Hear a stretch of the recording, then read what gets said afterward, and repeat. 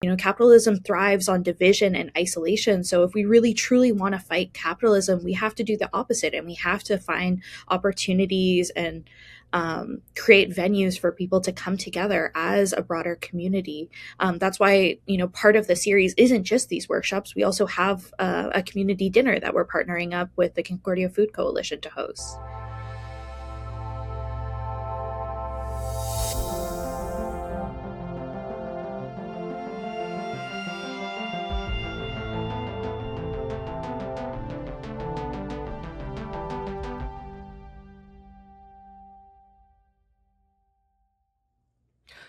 Hi, it's Kalden Dhatsenpa. I'm here with Julianna Smith, campaigns coordinator for the CSU, and we're here to talk about Anti-Capitalism Week.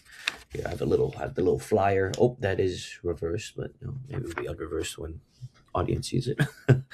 How are you doing, Juliana? I'm great, thanks. Nice, incredible, incredible. I imagine you're pretty busy, given that this Anti-Capitalism Week is just coming up. I think when this episode comes out, it's we're going to be in the middle of it. Yeah, exactly. Yeah, we're very excited getting everything ready, getting all the promotion out. Mhm. Just finalizing all the details pretty much this week. Incredible, incredible. So let's just get started. Can you describe what Anti-Capitalism Week is? What it's all about? Yeah, for sure. So, for a long time, the CSU has hosted this popular education series in the winter semester.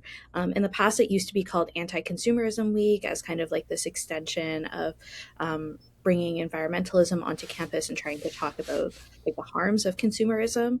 Mm, And last year, when we were starting to prepare that workshop series, we really felt that talking about consumerism wasn't the only issue. Obviously, consumerism is part of a larger issue, and we really wanted to get at that root cause. So we made the collective decision to shift from anti-consumerism to anti-capitalism, because we know mm, at this point that capitalism is the root of why there is, the current state of environmental degradation that we're seeing. So that was kind of like the roots of the series and why we had decided to put it on.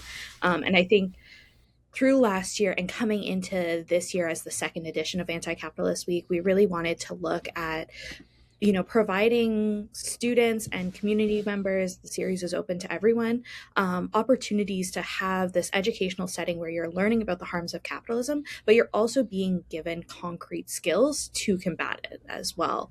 mhm. And fighting capitalism sounds like a very scary thing. It's deeply intertwined with our present reality. And so obviously we recognize that a workshop series isn't going to, you know, abolish the beast entirely, but Mhm.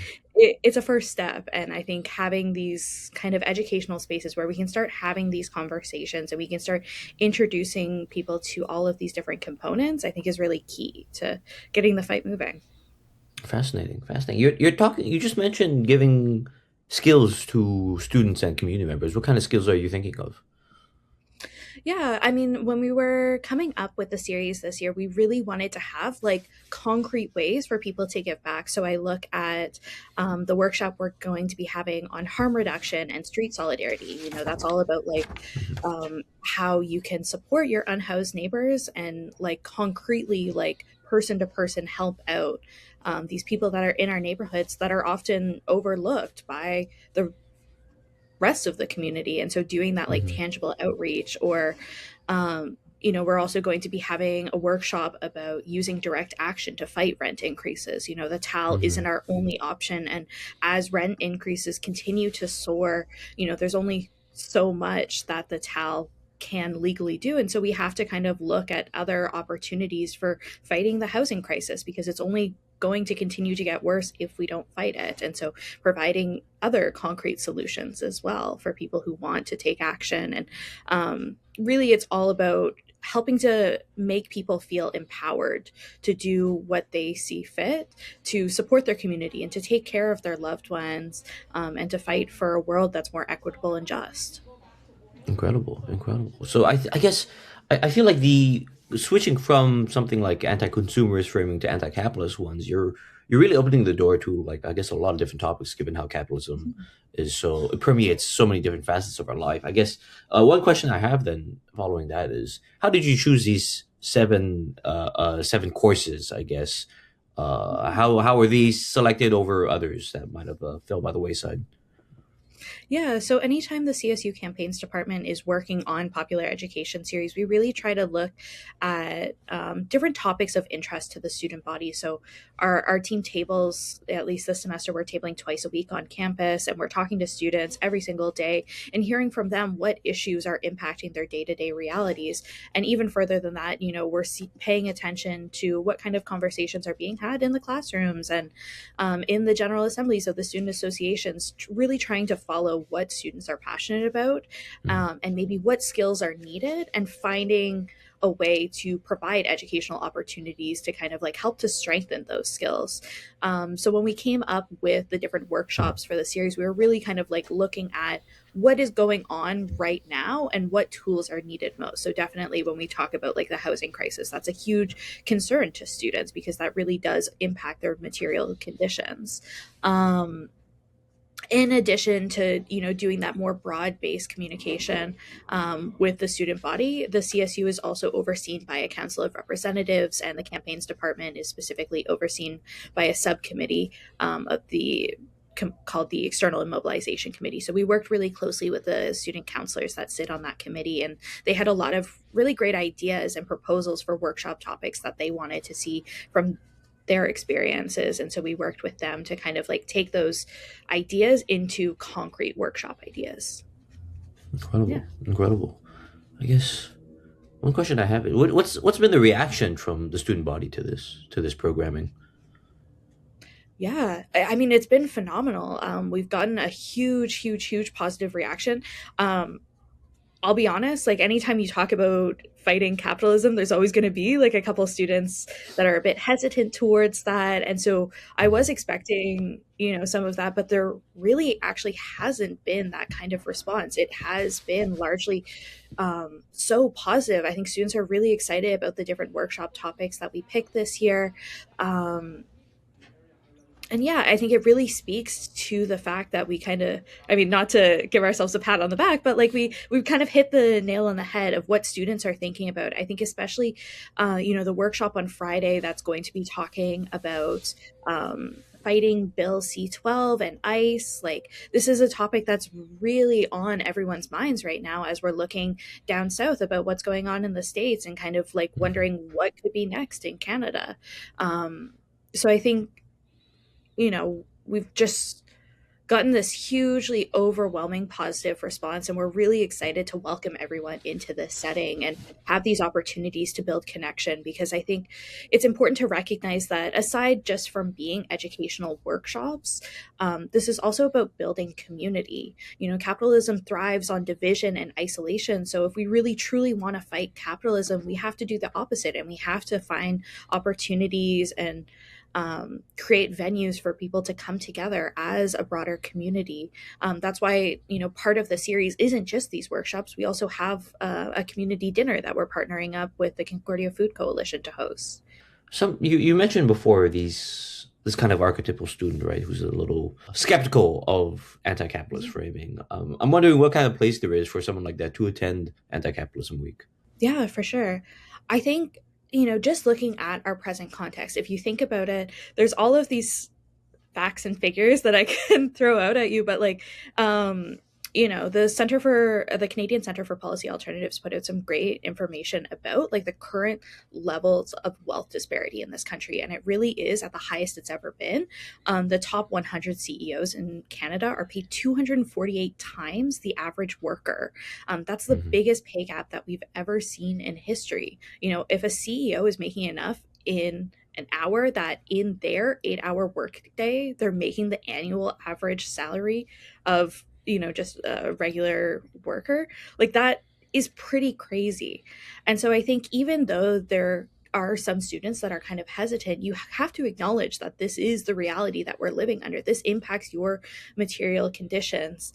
Hmm. And this is an opportunity that, even if it's something that you're against, like just kind of learning a little bit more is always something that's going to benefit you, especially under these conditions. There's no harm that can be done by just learning. And I think it's really important that the way that we broke down the workshop is we're talking about all of these different facets of capitalism. So, we have the workshop that's going to be talking about Sudan's counter-revolutionary war. And so with that, we're looking at like this kind of component of imperialism that comes into capitalism, and this way that, nations all across the world are being exploited in order to support the capitalist system. Then we have the workshop that's going to be talking about disability justice, and kind of like looking at like what productivity means when it's influencing our day-to-day realities. Like, why are we all kind of being framed as cogs in this machine, and kind of like trying to dig into that like personal component of capitalism a little bit more. And then looking at like these aspects of like community and solidarity, which are so important. Like, I really do think that even if you're not someone who, wants to get out in the streets and fight in, some sort of revolution, like this is still an opportunity for you to learn a little bit more and kind of understand our present day conditions. I feel like there's a lot of opportunity for these kinds of skeptics, right? This it's something that's completely hypothetical. I've been making up this fake person, but I feel like there's a lot of opportunity through workshops like the fighting rank increase one, because that one to me seems like it's just like a material interest, right? Everyone has Mhm. to pay rent. Almost everyone has to pay rent, right? So Yeah. even the people who might be skeptical to it would see that and might think, you know what, this could benefit me. My rent is going up. Maybe I should kind of attend that one and figure out how I Yeah. can use this to improve my own material conditions. Mhm. Yeah, I guess. Oh, in this kind of sense, I have one more question to close things off. But what would success look like? What's a successful anti-capitalism week look like? What are people walking away with? Yeah. For me, I think there's moments in our lives, especially if you're someone who's involved in organizing circles, where it feels almost as if the world has been illuminated. And so when I'm analyzing the success of any sort of event series that we're organizing, it really isn't so much about attendance, because you can have 100 attendants at an event, but if those people don't really take anything away from it, was it truly a success? And so I really am looking at that component of like, how are people engaging with this series? Is this something that is helping to shift people's worldview? Is this helping people to have important conversations with their loved ones about these kind of levels of wealth disparity that we're seeing? Is this causing someone to maybe connect with like the other tenants in their building and talk about like, how can we stop these rent increases? Or someone who wants to get involved in mutual aid networks and wants to go to, say, like Food Not Bombs, and like help to support you know all of these different things that are coming together and that are bringing us closer as a larger community. I think that for me is really how I'm going to be measuring the success of the event. And as always, like, it's always an opportunity for people to become more involved with the different organizations, obviously, that we're collaborating with to host these workshops, and also with the CSU itself. It's an opportunity for people to see, like, hey, this structure already exists. Like, how can I be called to take part in it, and to join this as a way of, like, achieving whatever it is that they want to achieve. Where can people find out more about Anti-Capitalism Week if they're interested? Yeah, for sure. So the best place to look is the CSU campaigns Instagram.